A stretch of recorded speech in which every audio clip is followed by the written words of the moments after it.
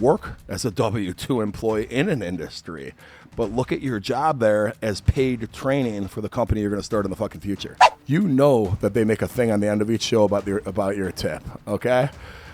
I tipped 23 grand, all right? And I made a thing about Chicago. The GOAT, Michael Jordan, wore number 23. Here's 23 grand. Make this big whole fucking speech. They cut that out of the show. Wow. So from Paris to San Sebastian, I got a fucking private fucking jet. Okay, no, it's 30 grand, okay? Mind you. I get onto this fucking thing.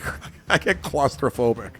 So my kids are flying on this jet, and I'm sitting at the airport. I get off the damn plane, send them without me, wow. And I fly fucking coach.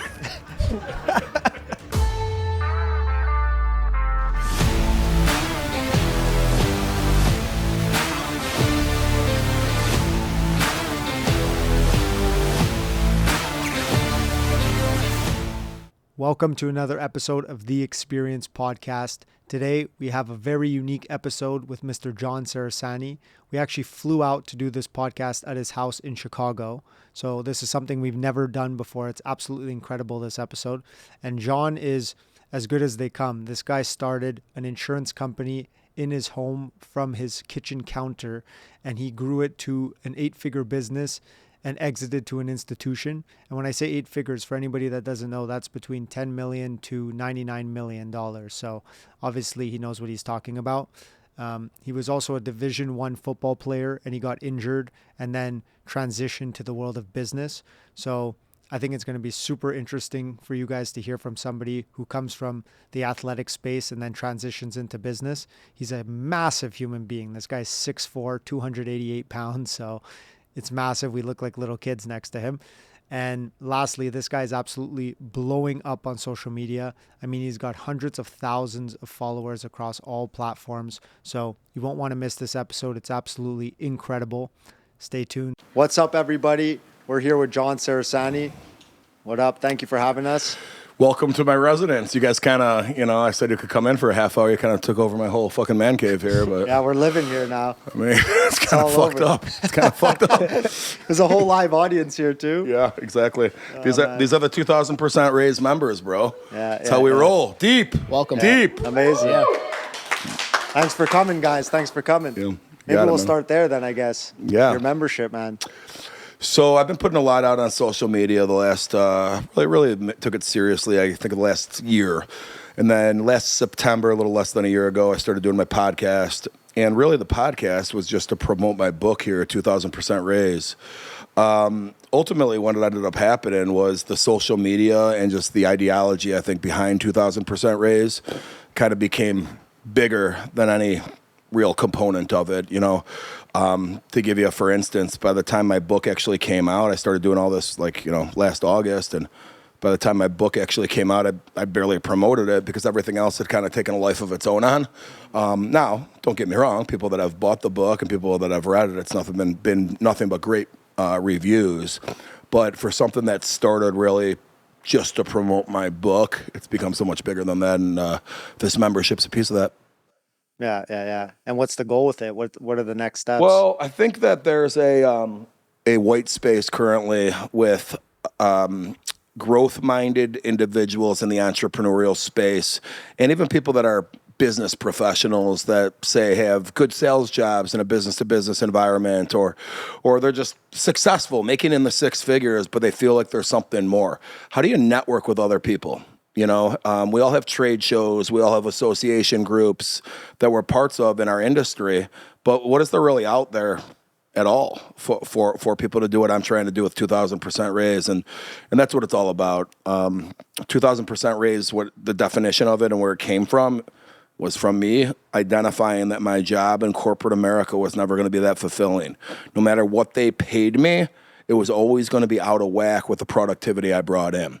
That's if I felt like I was able to bring in revenue on my own without that umbrella of the company that I'm working for. And once you have that epiphany that you're able to do that, instead of getting that 3%, 4%, 5% cost of living adjustment increase, instead of fighting for a better job title with management, instead of trying to pretend like, oh shit, one day I'll be like Scott, that's my boss's boss. Holy shit, I'll have that office and an assistant. Dude, fuck that shit. Just leave do this shit on your own. Instead of 3% raise, give yourself a 2,000% raise. Right. And what was like that epiphany? Because you talk about, people like, I believe you said like you got like, it was like bricks falling down or something like that. Yeah. What was it like? Did it just one day you snapped out of it and you're like, you know what? Fuck this. Or did it take time? Brother, I just made a reel about this. I haven't posted it yet. And, I'll give you an example. It's things like this. Hey guys, who you guys meeting with? Oh, we got the so-and-so from XYZ client coming in. Oh shit, you guys are gonna be in the big conference room and everything. Could I sit in? No, man, you gotta have gray hairs to be in this meeting, man. We need people with gray hairs. The 40-somethings are telling me. Right. And okay. Well, I found a way to get into that meeting anyway, and the shit that was coming out of people's mouths was just as intelligent as I'm able to be. I'm smarter than them, and I was 26. Right. So I'm looking at this like, wait a minute. They're trying to hold me back from being in meetings like this because of my age, because they paid their dues. There's no advancement. Between 26 and 41 in that job like that, you're not learning more. You're not getting any fucking better. You either got it or you're not. Don't get me wrong, experience helps, but at some point, you got enough experience to go out on your own. So as little epiphanies, like little things like that led me to the epiphany that, shit, working in corporate America is actually holding me back. It's not lifting me up. Right. And that because I know, like, for example, a lot of times, like, I know my girlfriend in particular, she wants to start her own business, but, it's like that decision. So, like, How long did it really take you? Like a year? Was it like that process that you're like, fuck it? I believe it was when you asked for a raise. Well, right. So two things. So my other book, 2000, that I wrote back in 2011, Paid Training, is about if your girlfriend and just younger people in general looking, I want to get into a business. I want to be a business owner, but where do I start? I would say work as a W-2 employee in an industry, but look at your job there as paid training for the company you're going to start in the fucking future. Yeah. You know what I mean? Yeah. So that's me retrospectively looking at this. Now, to your question right now, what really pushed me out the door? For some reason, I got in my head, I don't know why, it was 2005. I just felt like if I made 180 grand, the world's problems would be solved for me. And I think I did my budget. I had a 40-year interest-only mortgage on a $800,000 house, fucking bunch of shit, no documentation loan. For people that don't know, go watch the movie The Big Short. I was like one of the people in The Big Short that shouldn't have been buying houses that expensive, but I kept making money, so I never went bankrupt or foreclosed. But I think I did the math, and I just came up with 180 as the number I needed, and they told me no. And it was the best thing that ever happened to me, because if they would have told me yes, it would have been a Band-Aid. 6 months to 12 months later, I would have been thinking the exact same shit I was already thinking. I probably, just knowing me, I probably wouldn't have left because I would have been thankful. So even though I figured it out 6 months later, I probably would have stuck around at least for another year or two after that before it just dug so deep in me that I had to go. Or worse, I start making more money. Now I'm making $250. There's people that, at that time there wasn't really, but in that industry, working for people, you could make 300, 400 grand. Right. You know what I mean? If I was at a different employer, I could have been making 300, 400 grand. I happened to work at Arthur J. Gallagher, and they thought that producers there should just get high base salaries and bonuses because they thought we were making sales because of their name on the business card. Well, there's other mid-level brokerage firms that would not work that way, that you would get more commission-based. And if I was in a model like that, producing just as much, I mean, I would have been making 300, 400 grand. It'd been hard to walk away making 300, 400 grand. You know what I mean? 100%. Yeah, for sure. I don't know if I would have done it or not. But how do you put yourself in a position to be able to leave that job? Like, do you have savings? Because a lot of people, they don't have that much savings. So if they quit their job, they're kind of fucked. They have expenses. They have a family. Yeah. What do they do? It's tough, man. It's tough. Well, here's what I did. I kind of I knew probably about 4 months before I left that I was leaving. So all my prospecting efforts and everything else, I just kind of stopped.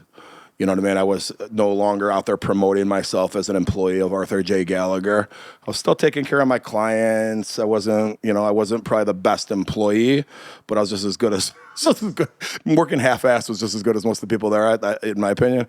But you're building a snowball when you're out there prospecting, okay? And I'm selling employee benefit plans. You're building a snowball. And eventually, you know, they come, all right? And I'm dangling, hey, I'm available. Hey, I'm available. Okay. You're not selling a car. You're not going to get it that day, right? Yeah. So I stopped planting those seeds and then started them again once I was on my own, knowing that it was going to be a few months before I saw any revenue coming in. And I did just exactly what you just said. I had about 5 months of savings, saved up, and I started seeing revenue coming in around month three. And then I also worked side jobs too back then. I was pretty young. I had a side hustle promoting nightclubs. So I was able to like make some like, you know, cash on the side doing that. But it wasn't like a lot at that point. What do you think you would have done if you had like a family, kids and stuff? And you had I did, man. I had a family. So I was married and my daughter was a baby. You know, it's funny, man. I always kind of wonder, would I have done this if I didn't get divorced? We got divorced. And then I think like as a young person that wants a family and, you know, I think I would have been fine if I had stayed married, staying at Arthur J. Gallagher because, oh, we're getting invited to the gala or, hey, we're going to go to this charity event with the other guys at the office and they're all 10 years and 20 years older than me and, you know, they have this great family and wife and they want us to hang out with them and I look up to them and, you know, I think I probably, I wonder sometimes if I would have never figured it out because I would have been happy enough in my marriage. Unfortunately, we ended up getting divorced, and it was pretty fucking mutual. The divorce took about 3 months. Like, hey, fuck you, no, fuck you. I'm just kidding. Laugh, guys, laugh. No, we actually co-parent very well. She's a great mom, and our daughter's 20 now. So to give you a perspective, but I think we were both pretty young, man. I was 26, she was 22. I think we both kind of realized this was a bad move for us. But we gave it a shot for a couple of years, didn't work out. And now all of a sudden, okay, what's my energy going to be towards? Okay, like me qualifying for the company trip and being able to bring her to the Peninsula Hotel in downtown Chicago, you know, with the other top producers around the country once a year. Like all of a sudden that shit wasn't good enough for me because I didn't have like someone I was experiencing this with. You know what I mean? Mm-hmm. So I'm like, well, so it makes you just kind of like analyze, well, why the fuck do I even care about any of that shit, whether I have a wife or not? You know what I mean? So I think ultimately the divorce, it didn't push me to starting my own company, but who knows? I might have been complacent where I was had I stayed married. I think I don't know. Crazy how that stuff happens. Exactly. You know what I mean? You don't know. Yeah. And do you think like what was your game plan if it didn't work out? Did you ever think about that? That's the beauty, and this is good for going back to your girlfriend too, and that's the whole concept of paid training. You work in a freaking industry, man. That you know this industry, okay? For me, insurance, I leave Gallagher, go out on my own, and fail. 6 months later, I could have got a job back in that industry, and probably given myself a raise from where I was at with Gallagher. Yeah. Okay. That wasn't the plan, though. That wasn't the plan. But I think when you have paid training, you could do shit like that a lot more easier and have that safety net. Yeah. I agree. Yeah, I agree. Yeah. And then like, can you go into detail about starting your business and stuff? I know you mentioned you started it on the kitchen table and stuff, just you, but like, I haven't heard you speak about how you built the team, the systems and processes behind the business, like how you prepared it to exit. Yep. So maybe can you bring us through that, like kind of a roadmap of what you did there? So the biggest, the biggest piece of starting out was the fact that I knew how to do everything involved in servicing the account. Okay, I was kind of blessed where there was a transition in account management teams when I was a producer at Gallagher. So it really forced me, I think, in that transition of teams, the ball was being dropped with some service-related things on the account that I brought in. And what I learned was I was able to go pick up that ball and service these accounts. And what I learned was 95% of the difficulty is getting the client in the first place. The other 5% is servicing them. Okay, now don't get me wrong. That's an important 5%. They'll leave your ass. But for me, from a difficulty perspective, it's way harder to get the client in the first place. Mm-hmm. So I'm not going to sit here and let other people manage my accounts that are dropping the ball or just aren't returning emails. Or I'll never forget, I'll get CC'd in an email from a client like a Thursday afternoon. And then my account manager replies back Monday. She was in the office all day Friday. She replies back Monday that she's looking into this. It took you, in my book, 4.5 days, but even 1.5 business days to tell a client that you're looking into it? What the hell's wrong with you? You know what I mean? So it forced me to really like learn all the different aspects in servicing these accounts. And the more I peeled back the onion, the more I realized everything I could do. And it all started. So using all of that, when I started my damn company, I didn't need to hire an account executive. I didn't need to hire an account manager. And actually, when I freaking did, it was only because I had enough money coming in where I felt like I should. It was a mistake because I wouldn't let them do anything. I had a woman making like $60,000 a year and let her do anything. Well, actually, let me just take care of this. She's like, "Okay, do you want me to do anything, sir?" And she didn't call me sir, but you know what I mean. Eventually, I did have to scale, and that was when my revenue, my EBITDA, we were well into the 7 figures at that point. You know what I mean? Mm-hmm. And then once I scaled, it was not even scaling in a way that most would think. A lot of times people think scale is to hire salespeople, to hire more marketing efforts, whatever, to bring in more business. For me, it was just duplicating myself. And the only way I could duplicate myself was by taking things off my plate that were duplicatable, all right? So the account management shit, that 5% of that stuff, which at that point started that thing that's 5% difficulty, which ends up taking now 70% of my time because we have so many clients now, all right? How much of that could I delegate? I can't delegate all of it, but I could definitely start opening up chunks for me to bring in account managers and then me to turn around and sell more. And then that's when it really started to go, really started to go.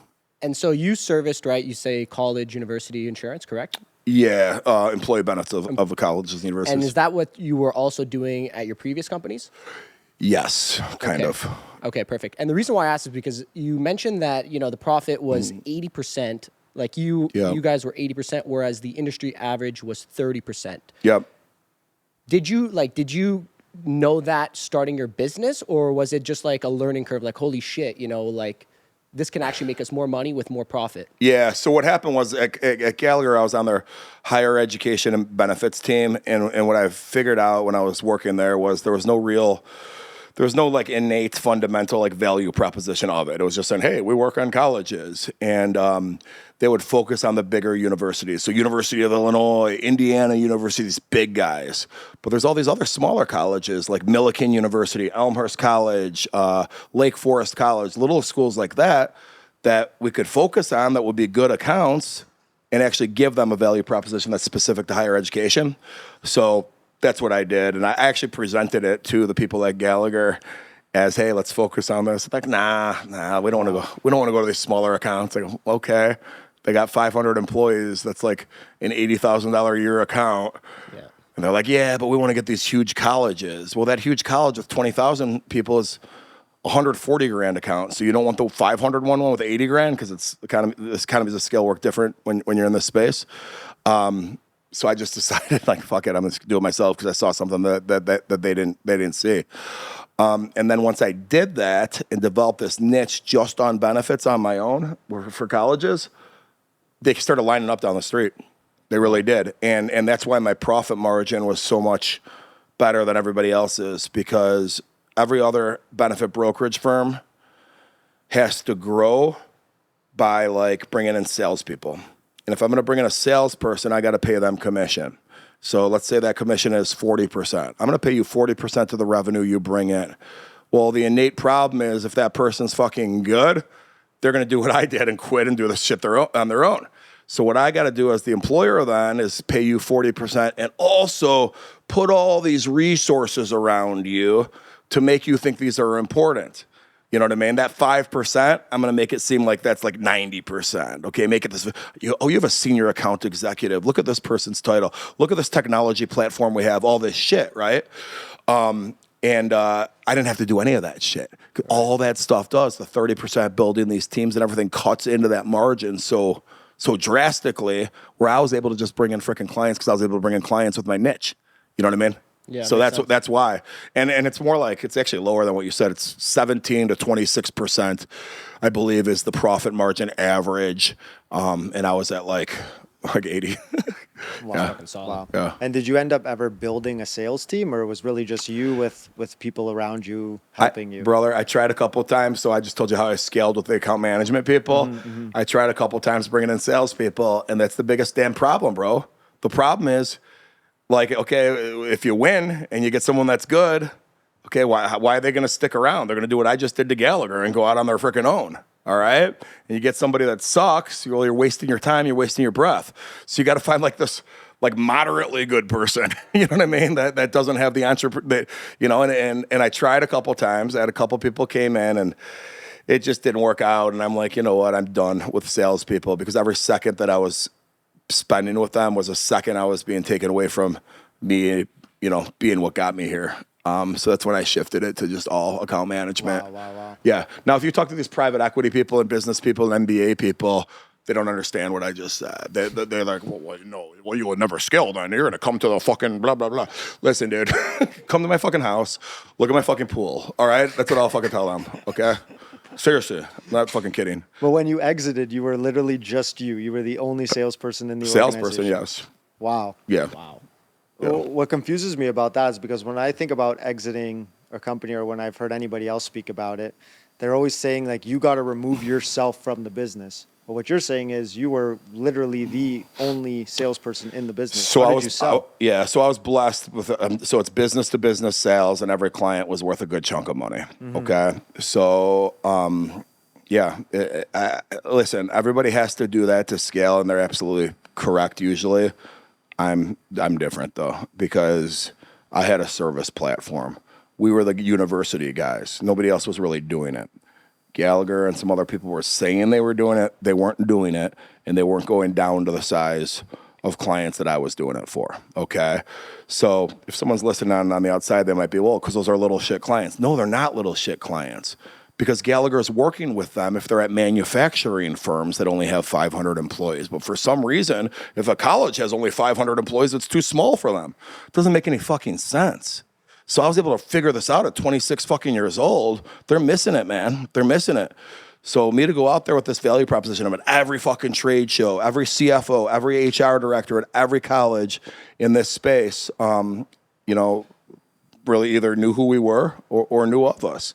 I'd go to the president's meetings. The president meetings have nothing to do with insurance. The CFO does everything.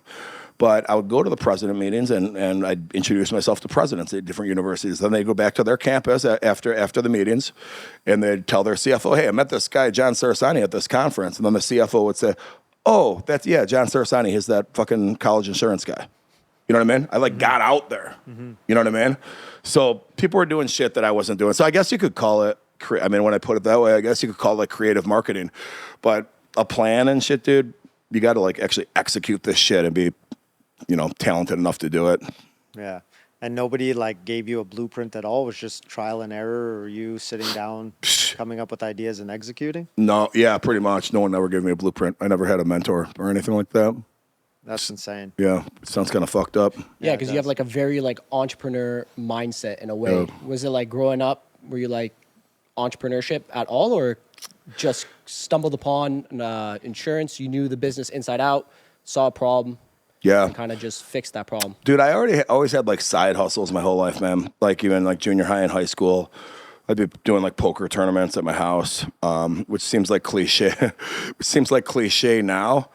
Because now on ESPN, World Series of Poker's on there. Everyone knows how to fucking play. But back then, we'd play 7-card stud or Texas Hold'em. And no one knew how to play. So I'd have these things in my basement. People would be like, this is fucking cool. And well, now everyone's a fucking expert playing online and shit. So I do shit like that. I would do, in college, I started this company with event promotions and nightclubs and stuff with all the college kids going. I've always had that in me. I didn't really think I would get into the business world. In fact, I graduated from Northwestern. They didn't have an undergrad business degree. I was going to be a secondary education major, which is a high school teacher. Because my dad was that, my brother's that, my aunts and uncles. I have a lot of people in my family that are teachers. And ultimately just decided not to. I just decided, you know what, I'm going to not go into that space, do something different. Had plans to play in the NFL, quite frankly, and that fell apart at the end because of an injury. And it put me in a position where I didn't have a fucking job. I got to fucking find a place to work. And ended up in insurance sales at a place called Great West Life and Annuity. And awesome. And I guess I'll tell you what, man, there's a guy named Don Mano that hired me for that job and convinced me that 30 grand plus commission is better than 45 grand. Because Anderson Consulting, which is called Accenture now, was offering me 45 grand. Great West was offering me 30 grand plus commission. And there was a sales manager, there was a hiring manager at Great West is the one who convinced me that the 30 plus commission's a better job. And seems kind of like anyone listening to this is saying, well, duh. But like, if you're not from this space, dude, and you're 22 years old, getting your first freaking job out of college, you don't know this shit. Yeah. So I'm like, what do you mean 30 grand's? What do you mean 30 grand's more than 45 grand? I don't get it. And, you know, sure enough, I made my first 12 months, I made 66 grand. First calendar 12 months, I made like 90. And then I kind of went up from there until it didn't. Yeah. And how did you prep the company to go back to the sale? Like, how did you prep the company to be sold? So I didn't. So that's if I could do anything again, that would be the one thing that I would redo. I did not have the company in a position to be sold. I had a private equity firm reach out to me because I was on the cover of this magazine. It was called Benefit Selling Magazine. It's an industry publication. I was on the cover of it. They were doing a feature on me. And it put me on the radar screen of bigger competitors, okay? Because I was kind of an under-the-radar screen kind of guy. It's like, okay, let everybody up there think they're killing it, and I'll just keep picking off people. I didn't want anyone to know what I was doing down here. And that put me on their radar screen. I got a call from a company called Risk Strategies, which is a private equity-backed organization, and they're a competitor. And they were buying up companies like ours, and I didn't even take the damn phone call at first, man. Well, I didn't take the meeting because I'm like, bro, you guys will never pay me enough, because I thought they were going to pay me like some kind of multiple of my gross revenue, not knowing my 80% profit margin. It was never going to make sense for me. Mm-hmm. Sure enough, they made an offer, and it was a multiple of my EBITDA, which is the profit, and it was a high multiple. So I took it, and I kind of look back because it happened fast, bro. Here you are chugging away, no intention of selling your company. You get a call, you go to a dinner, they give you a letter of intent. It has a number on it that's like, holy shit, what, these guys idiots? Why would they pay me this much? and I didn't realize what I had. But I probably wouldn't have sold it for any less. So they knew exactly what they were doing. And that actually worked out great. In retrospect, what I should have done is hired an investment banker or some kind of business broker to negotiate me deals and get more offers on the table. I just got into bed with Risk Strategies because they're the ones who cold called me, but I should have shopped it around. I probably, when you talk about salespeople, I never brought any in. When you start looking at it from a sales perspective, though, if I pay this guy 70 grand and he brings in 75 grand and I'm selling the company for a 10 times multiple, it's not just $5,000 a year now. That's an extra 50 grand in my pocket. So if I could hire now 6 people at 70 grand and each of those guys bring in 75 grand, not worth it for me from a year over year perspective. That 5 grand is a pain in my ass. But if I'm getting ready to sell the company, I don't know. Maybe what would that come out to be, an extra 300 grand? Maybe it makes sense to do shit like that. I don't know. But these are conversations that I never had because I wasn't planning on selling the damn company. Mm-hmm. Right. So I never even considered it. So as I'm older now, looking back, should I have done things like that? You know what I mean? I got nothing to complain about, man. I'm in a position that I wouldn't imagine to be in, but it is interesting as I look back because here's the other damn thing. I might have ended up at another company. I might have sold to someone else. Right. Well, my deal with this company I sold to was so great because I took a big chunk of the deal in stock, and then that stock went up exponentially. So that's what kind of put me on a different level too. And obviously, you had to work for the company for a few years. How was that, selling and then working for a few years, because now you're kind of back to what you want to quit? Well, I said the name of the company now, so now I'm going to say only nice things. No, there's good and bad to that employment contract. I I did say the name of the company though. So listen, that company made me rich. We could block it out. No, Yeah, we could. yeah, well, that's okay. Well, just floral it. It's fine. I don't want like saying anything negative about them, anyways, because they made me rich, and Not towards like the company, more towards like being back in the position of working now again for a company. It's not, nothing against the company or anything like that, but more like being back in that position. So here's what I'll say, man. You get as a business owner, when you sell your company, in the environment I was in, it's like, rah, listen, we're all one team. We're huge. Let's do this shit. I'm volunteering to be on committees. I'm flying to other states to help other offices with no upside for me. Hey, here's how you sell this kind of health plan. Hey, I'll go to this prospecting meeting with you, helping out people. And what happens is when a company gets as big as they did, and this is why the stock went up tremendously. So I probably wouldn't change anything. But, why was that stock going up tremendously? Because we were growing exponentially as well. So more egos enter the conversation. Now all of a sudden, your relationship with the people in the headquarters and the practice leaders, they may or may not know every detail down here or have the time to think about it. They only hear this whisper or that whisper, and it starts to go sideways a little bit. So I would say I went in there cloud nine, volunteering, being a part of everything, being that guy that was probably on the fast track to be executive level beyond and stay there well beyond my employment contract, to being like, I can't wait for my contract to end. Let's get the fuck out of here. And just little things, man. It's like, you're not walking around when a company gets that big, that fast, you're not walking around with a sign on your forehead saying, by the way, I'm worth a few dozen million because I sold the company with 80% profit margin. You know what I mean? You're in a pool of people that some are headquarters employees that have been there, that are doing the exact same job as you, and they're making 90 grand. And you might have another guy that sold his company, but he had 12 partners and they had all this revenue, but they only had a 10% profit margin. That guy ain't rich. He needs to keep working. You know what I mean? So there's nothing like on your forehead saying, like, by the way, I'm better than you because I did this. But I would never think that the sign should say that. But I guess what I'm saying is there's things that pop up that people don't have an awareness of, where maybe you fucking should have an awareness of it, all right? I had an operations guy come into our office, and we all of a sudden had to report to him. He's like, what the fuck is this? And he's like busting my balls in meetings in front of like my own employees that worked for me that I brought there about why my Salesforce prospects aren't updated and shit like that. And it's like, okay, dude, that's when it was like the beginning of the end. You know what I mean? Yeah. I'm like, I'm not going to come in every day and like do this shit. And and it's always just funny too, because I brought a culture over to that organization that, why we fucking were good? Because we were scrappy. Yeah, there was only a couple handfuls of us. But we joined this organization and we got merged into their Chicago office with 100 people. Guess what? Friday afternoon at 2 p.m., we're in fucking suits making prospecting calls, working our fucking asses off. Everyone else, it's a fucking ghost town. Throw a bowling alley down the fucking hallway. And now these are the same fucking people that are gonna bust my fucking balls about Salesforce fucking prospecting. Shut the fuck up, dude. Yeah. Give a fucking break. I'll go on my boat. Yeah. 100%. I understand. And now after you sold you stopped working, did you ever consider like, hey, let me start up a new insurance company, or let me go maybe consulting, or you're kind of like, I'm done with this? Yeah, so I get that question asked a lot, man. So here's how I look at it. You're only here on earth for so long, not to be like spiritual, because I'm not really spiritual, but this is how I looked at it.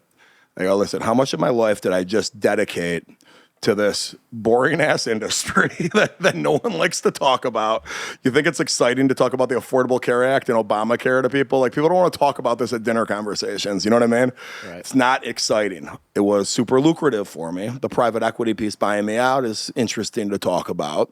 Colleges and universities calling on them is somewhat interesting, but it's not like I'm selling like freaking diamonds or something. People like really don't want to fucking care. It's kind of boring.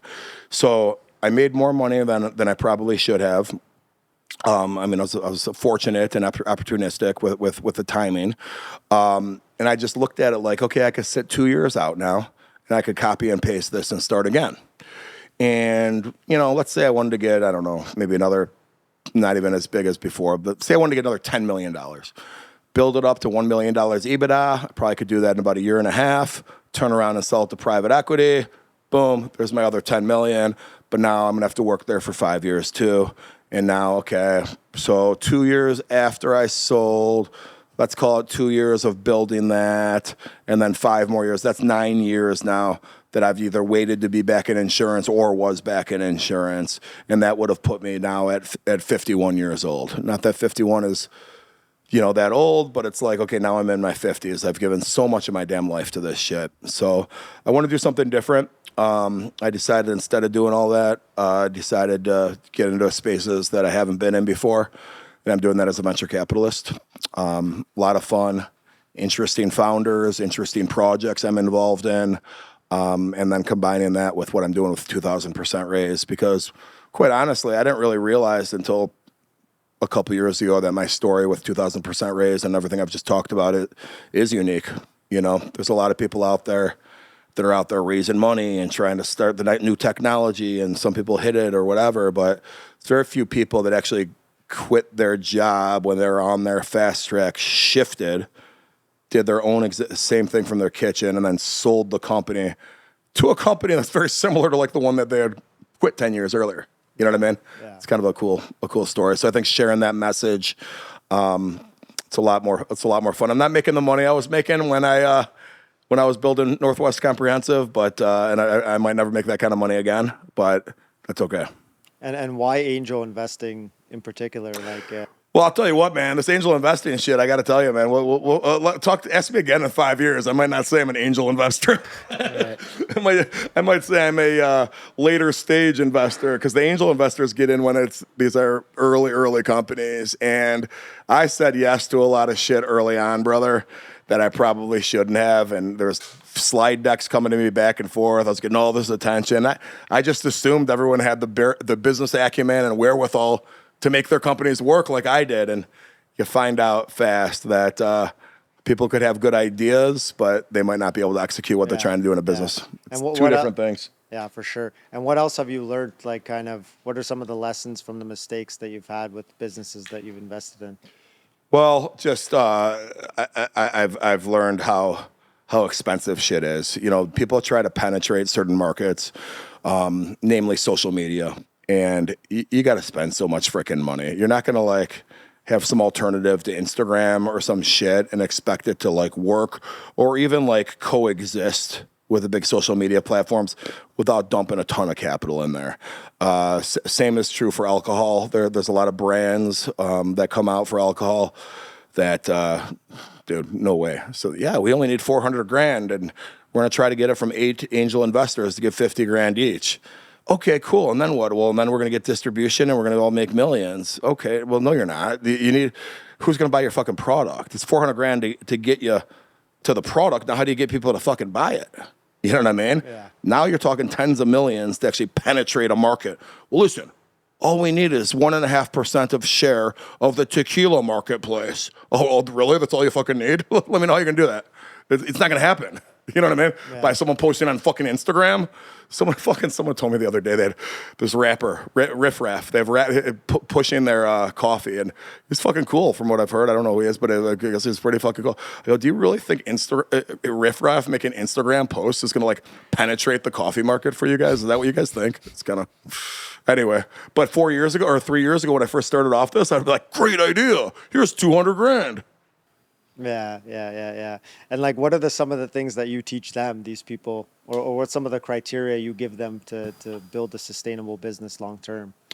Some of them lean on me for that shit, man. A lot of the people I invest in now already have, they either have it or they don't. There's this guy Yash down in Florida that I just put money in. He's 25 years old. Talked to him for 5 minutes, and you could see that he has it. He asked me to be on his advisory board, but not because he needs a mentor. He needs me for other things, because the company he's building is called Fan Basis, and it's a marketplace for athletes and celebrities to do it's. I don't need to get into it right now, but he wants me to be on his advisory board for introductions to certain people in my network. He's not really looking at me from a mentor standpoint. Mm-hmm. You know what I mean? Mm-hmm. And those are the people I like to invest in because I don't have to do shit. I should just be an investor. I shouldn't have to like do the company for them, you know? Yeah. So, and what are some of the criteria that his business had in general that made you want to invest in it? they had penetration. A lot of these technology companies are just burning so much capital each month that you're basically throwing money into a burning ship. It's like, okay, they're raising $2 million, but they're spending 70 grand each month. It's like, okay, well, what if they're probably not going to raise the full 2 million. What if they're only able to raise $500,000? All right. And they're spending 70 grand in 7 months. That money is gone if they raise $500,000. So then what do we do 7 months from now? You're back to square one. You know what I mean? Mm-hmm. So this particular company is not burning much. They're only burning money each month that they choose to burn based on marketing efforts. They could turn the lever on and off as they wish, which is, it's good to have that control. It's good to have that control because a lot of companies don't. A lot of companies they're only going to survive if they keep dumping in money. Yeah. And I guess like these founders you're investing in, it's not only the business, it's them that you're investing in, right? Yeah. I mean, it's together. It's together. The business has to be decent. In the startup world. Now, if it's somebody doing like a traditional business, it's all the person. You know what I mean? If this guy wants to start an accounting firm and he's looking for a partner that wants to throw some money in and own a percentage, okay. But if you have an idea that's disruptive in nature, it's not just the person. You got to really look at the idea and the person. And do I buy into this? Mm-hmm. You know what I mean? Mm-hmm. I always say though, man, if you go back, like, some of the people in the audience will know this. It's like, go back to the year 2002. When you were sitting there at the end of each month or writing your checkbook out and writing out your ComEd bill, your Nicor bill, your cable bill, and sending out 12 different checks. If you would have told me back then that 3 years from now, I'm going to be doing this all online and it's going to be automated doing it, I never in a million years would have believed you. You know what I mean? Yeah. So it's interesting when you look at these ideas, you know, sometimes you got to have the vision or understand why he has the vision that he has. You know what I mean? Yeah. And now, obviously, you know, you're invested into some companies. What would you say are like the best ones, if you can say, at the moment that, you know, are really, that you're super proud of? I would say, so the one that I'm really proud of is the Newport Beach Marriott Hotel. I became part of an investment group that bought the Newport Beach Marriott.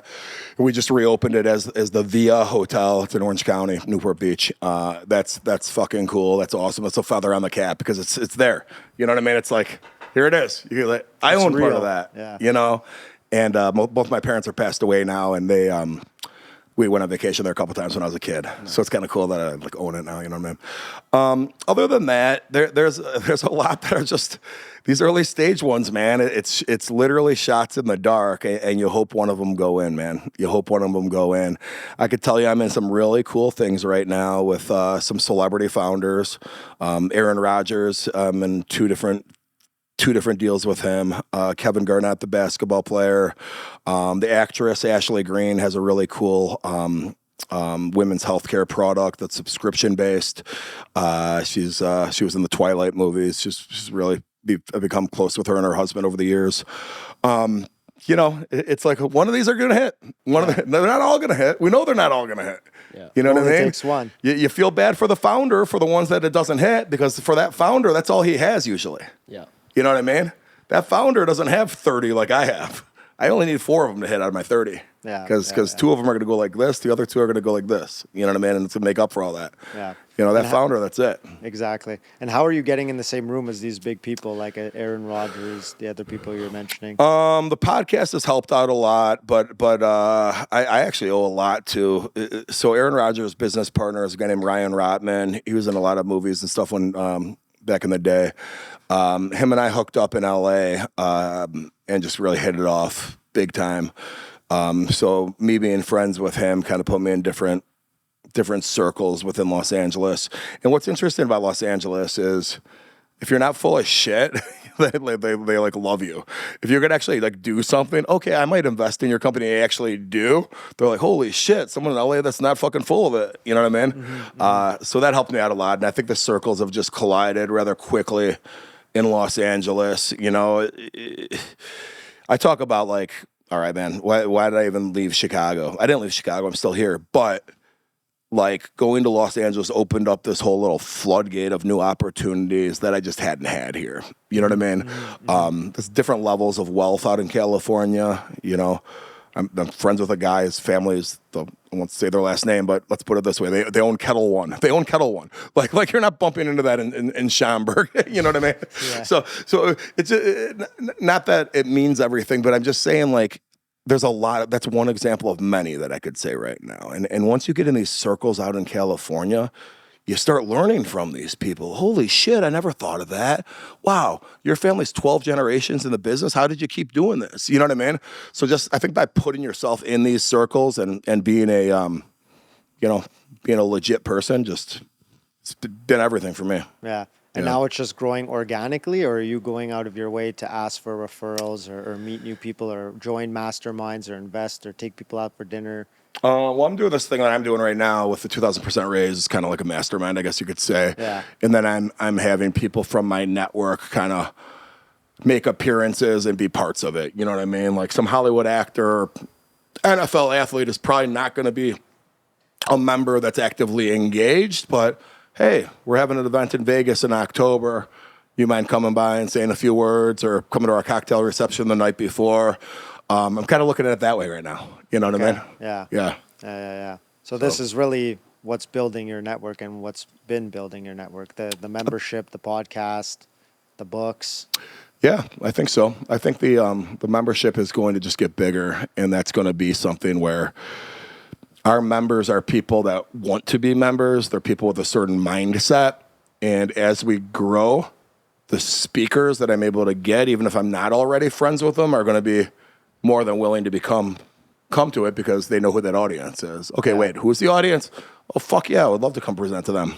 What could I do? Can I be a panelist in front of a bunch of entrepreneurs and growth-minded professionals? Easy. When? Oh, it's in Vegas? Oh, fuck yeah, I'm there. You know what I mean? Yeah. It's a lot different than saying, come talk to a bunch of W-2 employees in Kansas City, Yeah. So.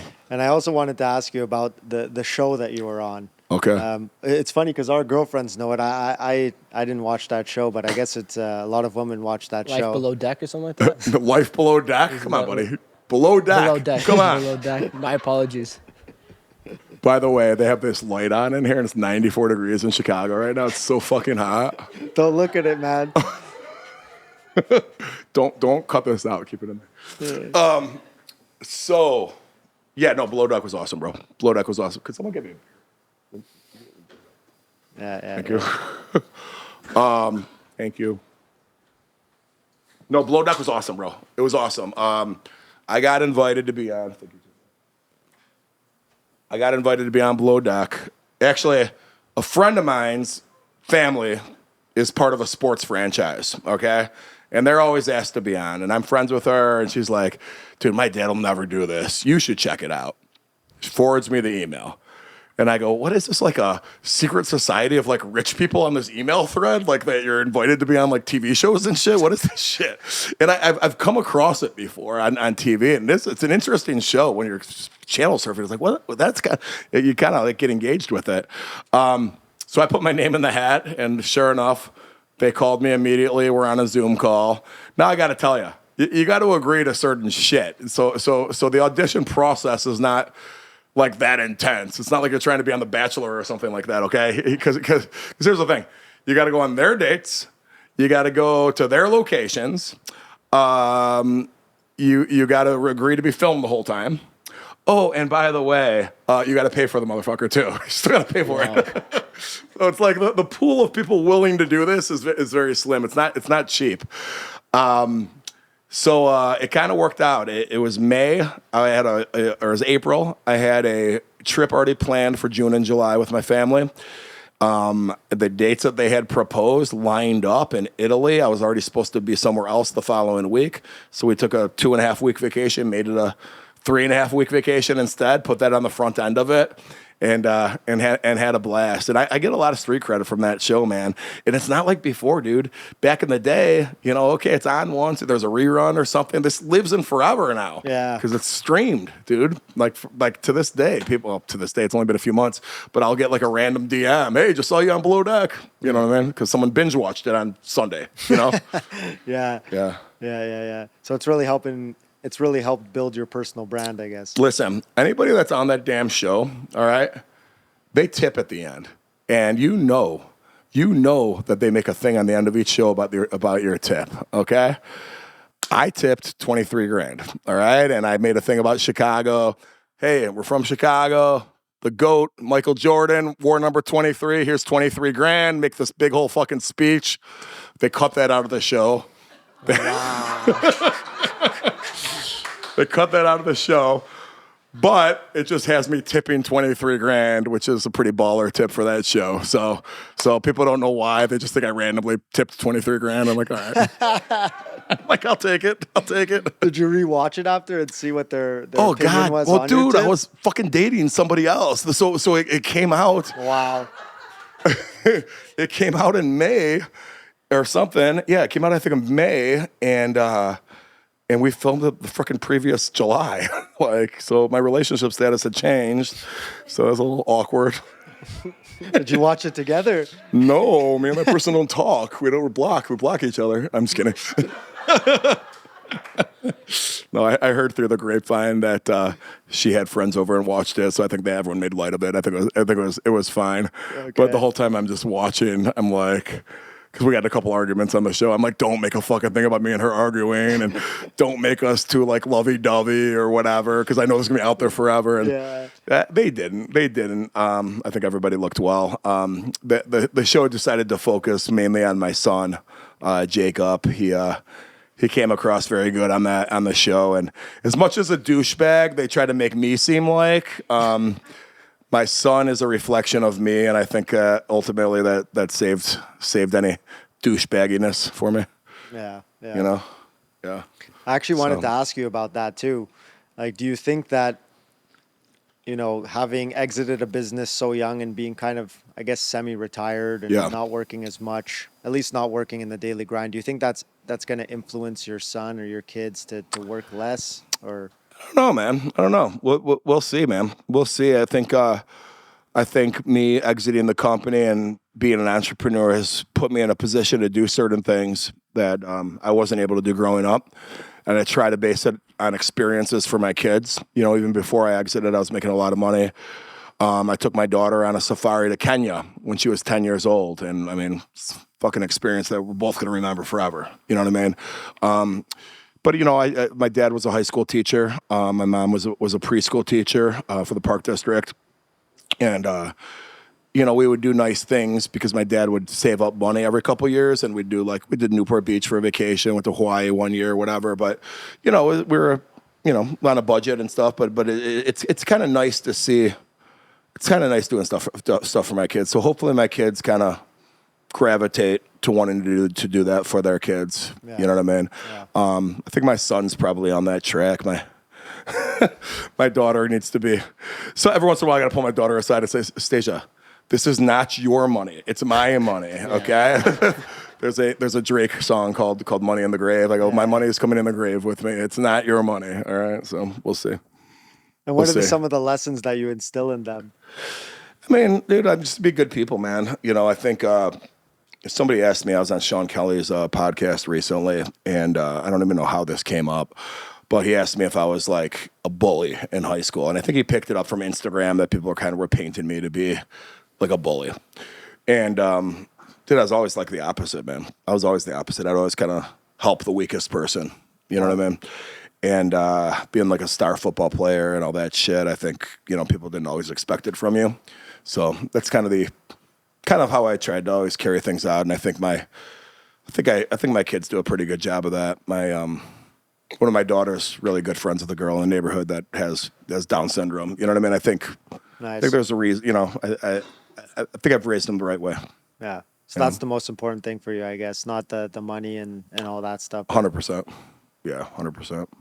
100%. Amazing. Let me tell you something funny though about it. Just made me think about it with Below Deck. I had Johnny Damon, the baseball player, on my freaking podcast. Okay, and he was in the early 2000s. He was the top paid baseball player in the league, or center fielder in the league, or whatever. It's big bucks playing for the Yankees and the Red Sox. And had him on because he was on Below Deck as well. Hey, let's just shoot the shit about Below Deck. And two things came out of that conversation. All right, because he's famous and I'm not famous, right? So they made bigger thing about him and kind of post-production edited his voice into certain places to kind of make him look bad a couple times. But he also, and this is making me think of it because you're asking me about my kids and stuff. We also talked about what it costs to be on there, and you're able to bring two other couples. And Johnny said to me, "Yeah, you know what? It's not really that bad though when you split it three ways." And this is a guy that was making X in 2002, and he's probably sitting on a pile of cash. Okay. I'm like newer money that's just come into this more recently, okay? Well, I'm doing shit. I didn't charge the other couples to come on with me. I paid for everything, and then we fucking rented a private jet and did a bunch of other shit. I did, you know what I mean?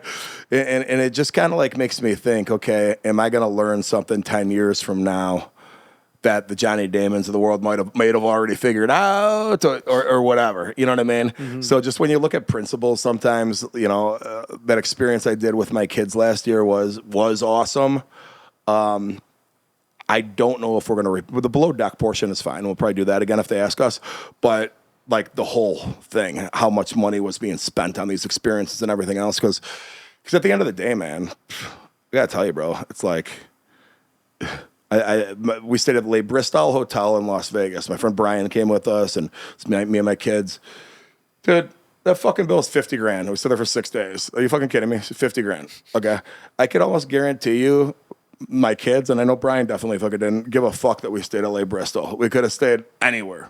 Mm-hmm. You know what I mean? Mm-hmm. And I just like look back to me growing up with like my parents and our memories and shit. I don't know if it would have mattered if we stayed at the Ritz-Carlton or the Hilton. Yeah, you know what I mean? Yeah. So, I don't know. Something to be said for that as you're asking me these questions.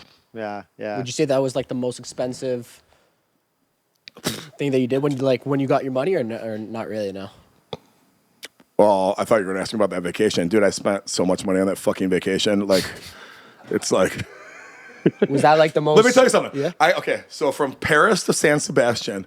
I got a fucking private fucking jet, okay? We didn't need one. I got a private fucking jet, and it was $30,000, okay? Mind you. I get onto this fucking thing. I get claustrophobic. So Brian, my kids, and my now ex-girlfriend are flying on this jet, and I'm sitting at the airport. I get off the damn plane, send them without me, wow. And I fly fucking coach.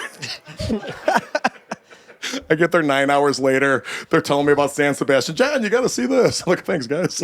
Yeah. What's the dumbest shit you think you spent your money on? That was really stupid. I mean, the dumbest shit you can spend your money on is gambling. But I feel like I've learned how to win.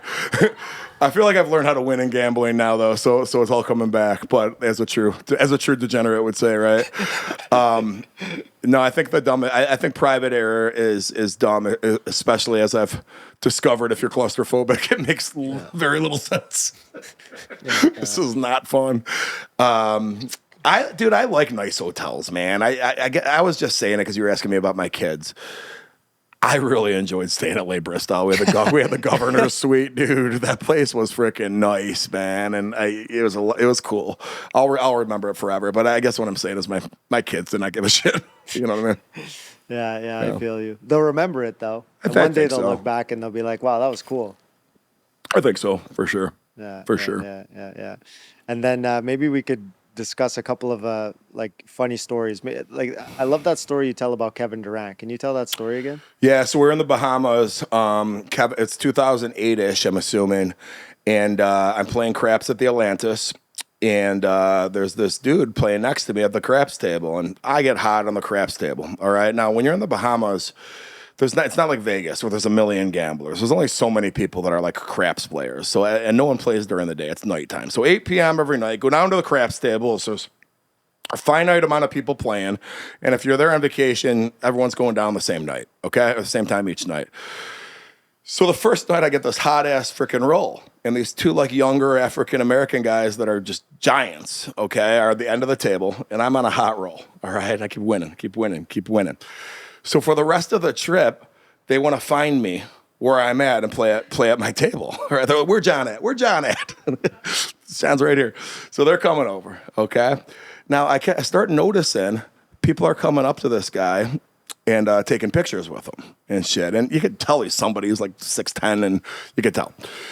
And finally, and it was next to me one night at the cups. I go, dude, hey, what's your name, man? He goes, I thought he said Kenny. He said Kevin. Okay, it's Kevin Durant. And I didn't know that. He mumbled something. I thought he said Kenny. And then I go, well, who do you play for? And he says, the Oklahoma City Thunder. Now, Oklahoma City was an expansion team of the NBA that year. The Seattle Sonics moved to Oklahoma City. I did not know this. I was not a basketball fucking guy. So I'm like telling my girlfriend that I'm with, I'm like, he plays for some fucking minor league team. I don't know who the fuck this guy is. So lo and behold, I end up finding out it's Kevin fucking Durant, who's a fucking NBA superstar, and he was 19 years old at the damn time. And I got to tell you, man, I told that story on Timmy Bounceback's podcast, and they made a clip of it on social media. And shit, you fucking not. Kevin Durant fucking commented. He doesn't follow me. He doesn't follow Timmy. He fucking commented. He said something like, "You were hot, bro. I needed you," or something like that. I'm like, fuck yeah, dude. So it's kind of cool. He remembered the night. Yeah, that's fantastic. That's fantastic. I gotta tell you what. Anyone that goes to Bahamas, like, go. If you don't go. Like, every time I'm in the Bahamas, there's somebody. Oh, there's Kevin Durant. Oh, there's Michael Jordan. Oh, there's Post Malone. It's like every time I fucking go. No bullshit. You got to stay at the Atlantis or Baha Mar. If you stay at other places, you will not have that. But everywhere else you do. Noted. And what about Bob? Bob Menery? Yeah. Yeah. You're doing a bunch of stuff with him. Like, how did that work? He's good, man. Bob's an interesting dude, man. He's I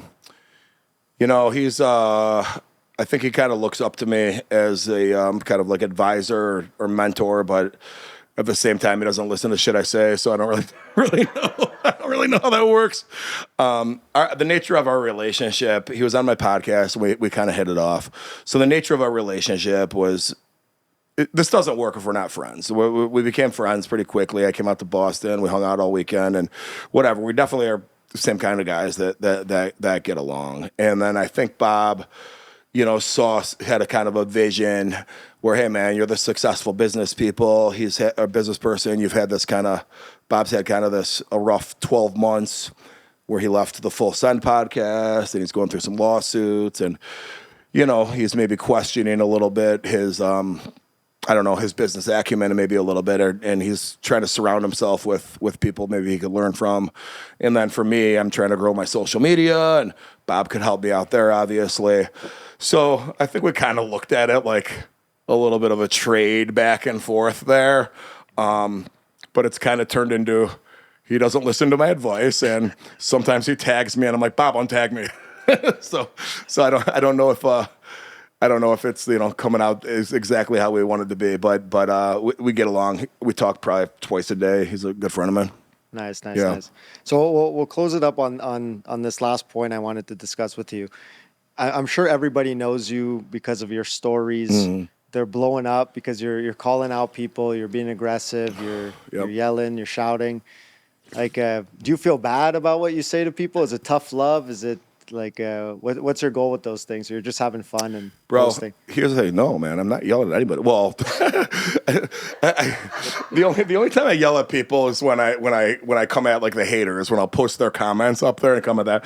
Sometimes I feel somewhat bad, but I gotta tell you, I don't just do it randomly. I'll look at who the commenter is. There was a situation where this dude said something, and you could tell he never looked at any of my reels, didn't know what he was fucking talking about.